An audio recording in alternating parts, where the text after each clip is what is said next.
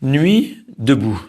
Même s'il est impossible aujourd'hui de mesurer la portée de ces discussions nocturnes, on ne peut pas nier qu'elles sont le fruit d'un besoin de dialoguer, d'imaginer une autre société, de rêver d'un autre monde, grâce à la magie d'une parole libératrice et créatrice. Inversement, on assiste régulièrement, dans les médias, à la diffusion de rumeurs sur des hommes condamnés sans même avoir été jugés, à cause de ces paroles meurtrières, les brisant à jamais. Une parole libératrice, une parole assassine.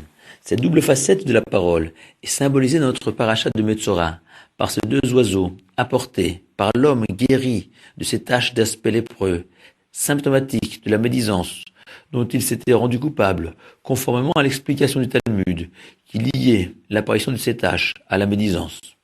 Le premier oiseau était égorgé et son sang versé, symbolisant la parole meurtrière, tandis que le second était renvoyé vers les champs, symbole de la parole libératrice et créatrice. L'homme a commission sur terre d'aimer Dieu en s'attachant à lui et aimer son prochain. Or, ce lien avec Dieu ne peut s'établir qu'à travers la parole, support des deux principales mitzvot qui rapprochent l'homme de son Créateur, l'étude de la Torah et la prière.